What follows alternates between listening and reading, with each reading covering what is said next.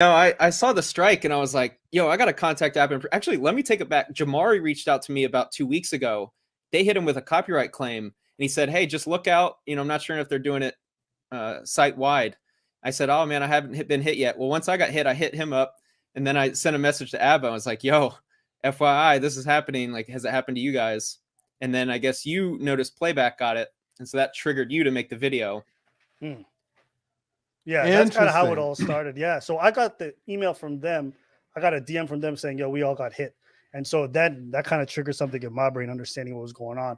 And they'd getting hit from multiple videos. And the thing is, sometimes the automated system, the way it works is you instantaneously get a strike. There's no manual review by anybody. If you say you've done it, they're going to go on good faith and just give the person the strike. Yes. So me knowing that, I contacted my rep, because after you get to a certain point, you get somebody that you can actually talk to every now and then. So that's good.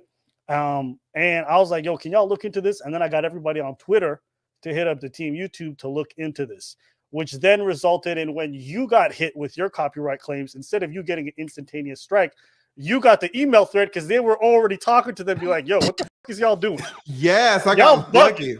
Right. That's so true. So true. So your video kind of really put it on the map. You advise people kind of how to, if they felt that the tactics that Fresh and Fit were using were not fair.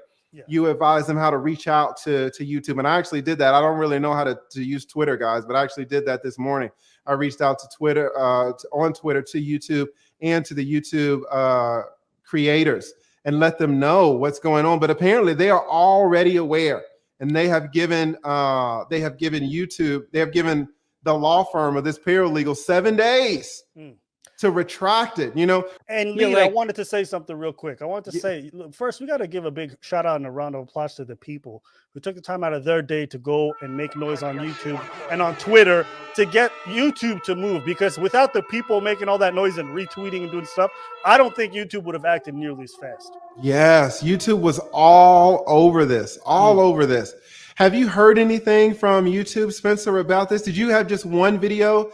You got one strike, or kind of where are you in the process? What have you heard from them about this? Quick PSA. I think the way around this is to screen record people's content and not download the actual file. So if you're going to react to Fresh and Fit, maybe you do screen recording from here on out. I don't think it gets tracked in the Content ID system.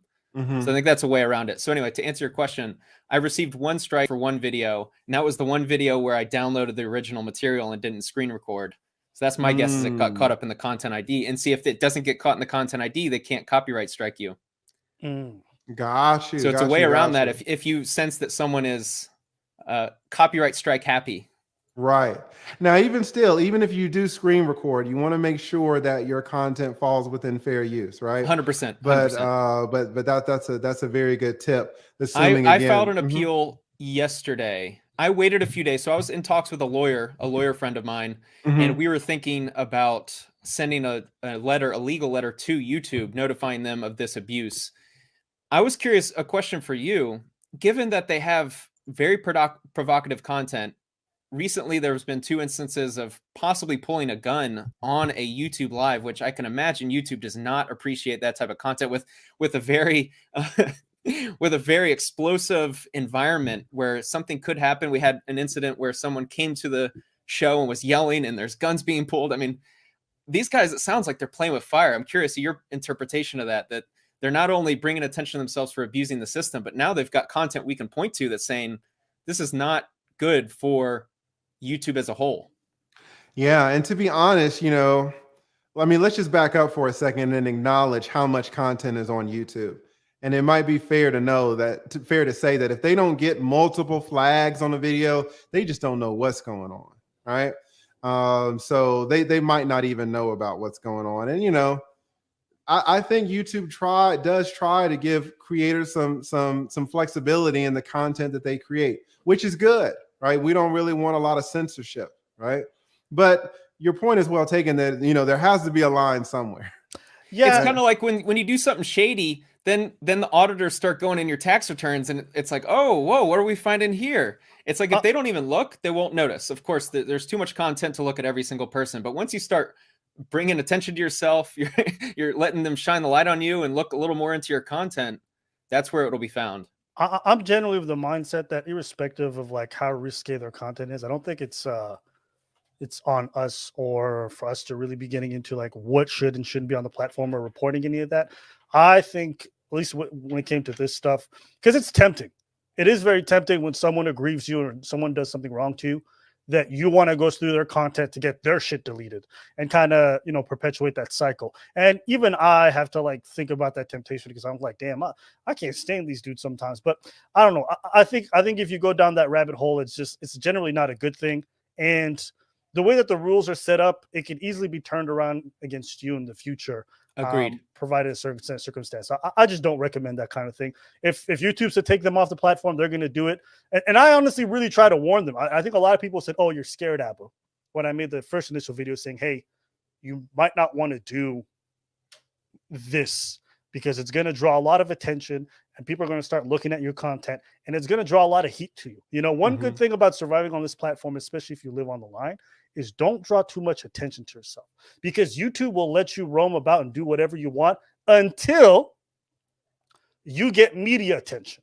Then YouTube looks at you different. There's a lot of YouTubers who had 12 million, 15 million subscribers, never had any issues. Then they get a bunch of bad articles in mainstream media and then YouTube cracks down on them. So I would just say, be careful how you engage in certain things because you don't want to draw the wrong attention to yourself and to your community. So that'd be what I would say. Yeah, and I agree with that point about the analysis of their content, right? Because again, we kind of want to stay away from that.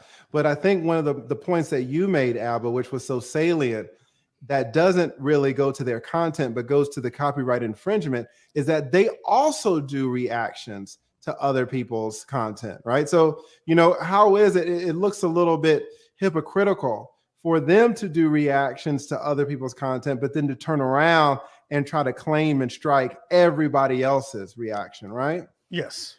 They feel like they're being heavily targeted by everybody and unfairly so. Would you say that the number of comments directed in their direction in their area has been unfair? And if you don't feel that way, why? All right, here's the thing. First of all, I would assume that they get a significant amount of negative comments, right? Just because they are so big and they've grown so fast. I will say this, though. I think that they have such a strong following. They have such a strong loyal base that base should drown out most, if not all, of the criticism, right? They received a lot of criticism over the summer. They got all their subscribers back and then like 100,000 more, right? I don't really know what they're doing over there. I don't watch their channel. I would imagine they're still making a ton of money. So you're going to get criticized the bigger that you are. So I haven't seen where the criticism that they receive is inordinately big, is not proportionate to the scale that they're in, especially when you consider all of their loyal subscribers and they're still flourishing. So it's weird that they take this tactic. You would think they would have taken this tactic back in the summer if they had gotten down to maybe 150,000 subscribers, right? If they were just bleeding subscribers and they're just trying to get everybody to shut up. I can see that Paralegal taking such a desperate tactic. But to take this tactic now, when they fully recovered and are making gains and are still doing strong, I didn't see the necessity for this. Right. Well, from their perspective, I could imagine that, after they see video, every time they fuck up, there's like dozens of channels covering it. From their perspective, they're just like, yo, get off of us. You know what I'm saying? Like, at what point are you guys going to stop mentioning our names? Right after, that's how they feel. Every time they fuck up, everybody's ready to pick it up, right? So could you not see from their perspective that they are so frustrated, so tired of having everybody constantly call them out that they resorted to this? Or let's say they didn't resort to this. Could you not understand their extreme frustration? Listen, I'm not trying to count their pockets, but let's just assume that they're making $200,000 a month, right? I just don't know. Let's just assume that. If I got their criticism, but was making $200,000 a month every 30 days, I can't imagine me going to YouTube and trying this tactic to disrupt it. Like, I don't know how much criticism. Maybe you know more about the criticism that they're receiving. Yeah, I'm gonna disagree with you there, just because it doesn't matter how much money you make. When you get enough people yelling at you and criticizing you, you're still a human being at the end of the day. The more money you make you don't become more insulated from online criticism or constant like people talking about you. So I don't know if like the fact that they make money is really a factor in all this. You get what I'm saying? No, because the fact that they're making so much money is a demonstration of their strength. There are a lot of content creators who have been on YouTube for 5 years and they're making 30 cents a month, right? They don't have a strong following. They just really don't.